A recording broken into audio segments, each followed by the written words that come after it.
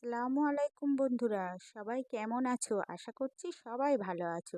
আজকে শ্রীনগর থেকে গুলমার্গে বেড়াতে যাব।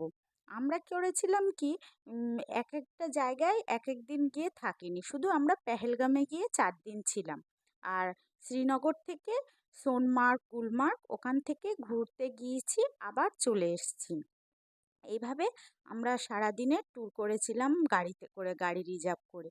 তো দেখো, গাড়িতে করে শীতের জিনিস নিয়ে নিচ্ছি, যেহেতু গুলমার্গে তখন তাপমাত্রা ছিল -5 দেখাচ্ছিল। তো আমরা উঠে গিয়েছি গাড়িতে।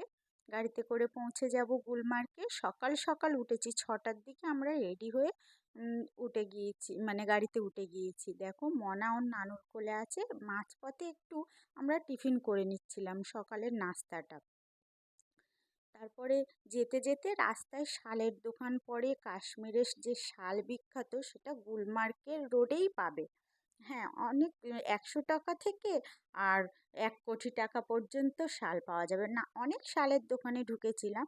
তো সকাল সকাল বাচ্চা নিয়ে আর সব দোকানটা ভিডিও করতে পারিনি।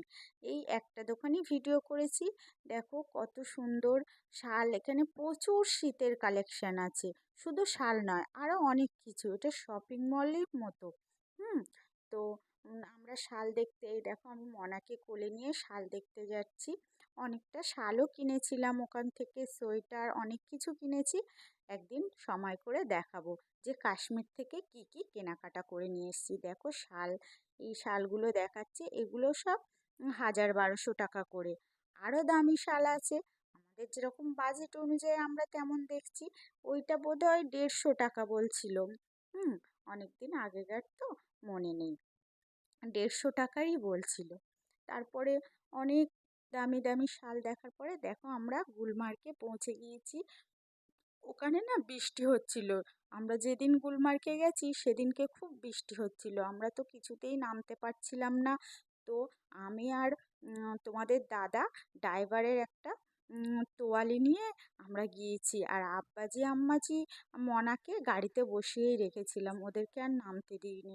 ওরা দেখো বরফে আমি তো কি, মানে আনন্দে কি করব ভেবে পাচ্ছিলাম না। চারিদিকে এত সুন্দর। এমনিতেই বলে না কাশ্মীরকে ভূস্বর্গ, এই জন্যই বলে, চারিদিকে যা বরফ পড়ে আছে। হ্যাঁ। তো সত্যি যে ভূস্বর্গ কথায় বলে কাশ্মীরকে, এই জন্যই বলে, গিয়ে বুঝতে পারলাম। এতদিন বইয়ের পাতাতেই শুনেছিলাম যে কাশ্মীর ভূস্বর্গ, কিন্তু গিয়েই দেখো সত্যিই ভূস্বর্গ, শুধু কথার কথা নয়, সত্যিই ভূস্বর্গ। তো আমি বরফ নিয়ে খেলা করছি আর তোমাদের দাদা আমাকে স্লো মোশন ভিডিও বানিয়ে দিচ্ছে। হ্যাঁ, কত, মানে ওখান থেকে আসতেই ইচ্ছা হচ্ছিল না, শুধু বৃষ্টি হচ্ছিল। মনা আব্বু সব গাড়িতে ছিল বলে মানে চলে আসতে হয়েছিল। গুলমার্গে আমরা বেশিক্ষণ কাটাতে পারিনি, যে সেদিন খুবই বৃষ্টি হচ্ছিল। তাড়াতাড়ি আমাদের চলে আসতে হয়েছিল। এত বৃষ্টি হচ্ছে আর পাহাড়ের রাস্তা খুব উঁচু, পাহাড়ি রাস্তা, কোথায় কি বিপদ ঘটবে, ওই জন্য ড্রাইভার বলছিল দেখো তোমরা যদি থাকো আমার কিছু বলার নেই, কিন্তু এই পাহাড়ি রাস্তায় বিপদ ঘটতে পারে, ওই জন্য আমাদের সত্যিই খুব ভয় লাগছিল। হ্যাঁ, তোমাদের দাদা দেখো উম, বরফ নিয়ে খেলেছে, আমি ভিডিও করে দিচ্ছি। হ্যাঁ, আর যেটা বলছি, সত্যি পাহাড়ি রাস্তায় এত কুয়াশাচ্ছন্ন হয়ে গেছিল, কি বলবো, ভয়ে আমরা চলে এসেছিলাম। আর এই যে আমাদের গাড়ি যেখানে ছিল, গাড়ি স্ট্যান্ডে ঘোড়া টোড়া অনেক কিছুই বাঁধা ছিল। ওখানে তো ঘোড়ার পিঠে করে ঘুরতে পারবে, গাড়ি নিয়েও ঘুরতে পারবে। ঘোড়ার পিঠে করে এক একজনের 6,000 7,000, যার কাছ থেকে যেমন নিতে পারে। 1000 টাকায়ও মানে বার্গেন্ডিং করে হয়ে যায়। তোমরা যদি কেউ যাও, একদম 4-7-এ রাজি হবে না, 4,000 7,000-এ রাজিই হবে না। খুব খুব করে বার্গেন্ডিং করবে, তাহলে